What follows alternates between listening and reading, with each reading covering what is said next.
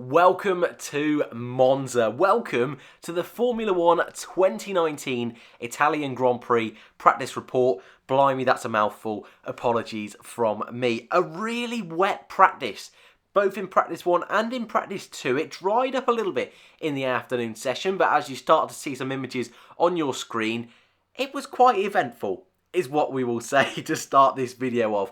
As always, if you want to keep up to date with Formula 1, feel free to subscribe if you're enjoying the content and you would like to see more. But practice itself, sometimes, even I've got to put my hands up sometimes and just admit that practice is a little bit boring. And I've been very open this year that this is the first real season I've watched practice sessions. And while sometimes, I do other things, practice 1 in particular, my God, was it interesting? Was it so fun to watch? Okay, there wasn't much running going on in practice 1, but when the cars were on track, it was on the edge. And turn 1 in particular, even in practice 2 when the track was mostly dry, is proving a real challenge for the drivers. DRS and slipstreaming seems extra powerful this year, and already it's shaping up to be a really good weekend of Formula 1. We'll start with practice 1 results, then we'll move on to practice 2. But can we just say, everybody, this isn't an overreaction. McLaren are back.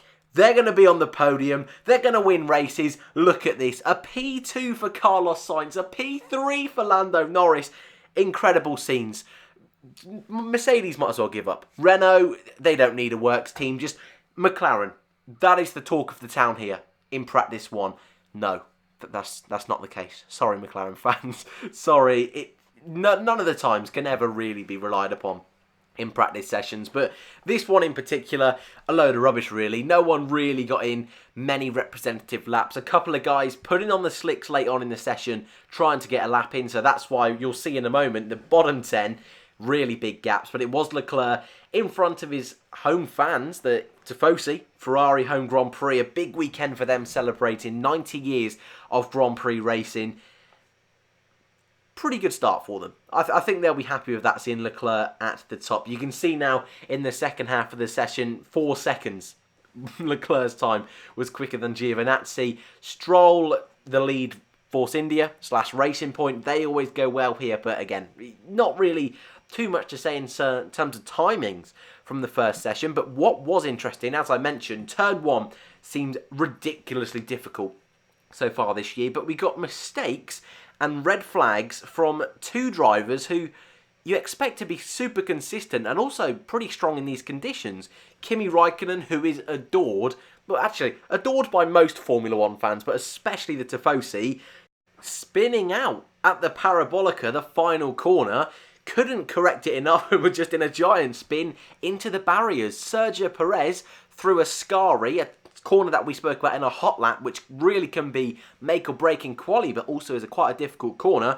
Perez losing the rear end, seemed to catch it, but then into the barriers himself. Carlos Sainz went off there as well, and also Pierre Gasly late on caused a red flag into turn 1, but he just managed to get his car beached and the car was fine. Practice 2, still a little bit wet, little sprinklings here and there, puddles here and there, but on the whole, more representative. Again, practice, you can never read into too much, but this is a better look at what the field might be like. Leclerc once again on top, Ferrari looking strong, and as we mentioned in the preview and after Spa, that has long straights like Monza, we expect Ferrari to be quick. But Hamilton, a really close P2. In Sky F1's analysis, they reckon that the slipstream, and this is Andrea Seidel saying this, the McLaren team principal, is worth around 3/10 of a lap. So that could be a big impact. Hamilton up in P2, Vettel P3, Bottas P4, the 2 Red Bulls P5 and 6. Albon actually, we'll talk about him in a moment. A strong session again for him, but testing out a new helmet, something you don't see very often. Gasly was P7. Romain Grosjean, a driver who went really well last year at this circuit, he was up in P8 in front of Daniel Ricciardo and Danny Kvyat. You've just been seeing the bottom 10 on your screen the last 5 seconds or so. Hülkenberg P11, Carlos Sainz P12, Magnussen P13, Kimi Raikkonen P14, Stroll ahead of Perez in P15 and 16. Stroll, traditionally, does quite well at this circuit. Front row at his first ever attempt back in 2017, also in the awful Williams of last year, got into Q3 once again. So a circuit he quite likes. Giovinazzi at his home Grand Prix. We've not seen an Italian at the Italian Grand Prix for a very long time in P17. Lando Norris with an oil leak, didn't get out early on in the session, so only did a handful of laps, but only just in front of Robert Kubica and George Russell, our final driver in the top 20. But as I mentioned, this is really building up to be a good Grand Prix weekend. Slipstream, Andrea Seidl, I just sort of quickly mentioned it there. Lots to talk about with McLaren this weekend. I think they're a team that are going to be in the limelight for the rest of the year because there's lots of talk at the moment, especially, not so much about driver lineup, although Fernando Alonso is here in Italy this weekend, so all eyes will be on McLaren and Alonso there, but with Renault engines. Are they going to keep Renault engines? Is that now their key, their issue that's not pushing them on to better things? Because last time out in Belgium, really strong car, and yet the engine was the thing holding them back. Now, that's definitely a topic for another day, but rumours really circulating this weekend that they could go to Mercedes engine potentially in 21, so keep your eye out on that. But more importantly, Slipstream. That's why I wanted to talk about McLaren, because they feel with Norris, Verstappen and Gasly starting at the back, so Norris in this situation, they feel that Sainz can gain up to 3/10 in quali if they can get that slipstream sorted on a quali lap. Obviously finding track position is going to be interesting for them, but you think of teams even like Williams. Okay, that's probably a bad example because we expect Williams once again to be the back two. This isn't a circuit that should suit their car whatsoever, but let's say a Toro Rosso, they really, again, straight line speed isn't traditionally one of their strong suits, at least in the modern Formula 1 era. If they can manage to get a really good slipstream going between their two drivers, they could get into Q3. It really could make the difference between a driver being out in Q1 and being in the top 10. And potentially, we could see some of the big names get caught out. Yes, Verstappen starting from the back, so watch Albon be the one who benefits from the Red Bull side of things. Watch Kvyat be the one benefited Toro Rosso because Gasly's starting at the back. And watch Sainz be the beneficiary of Lando Norris starting at the back. So I think that's going to be a real interesting one to watch.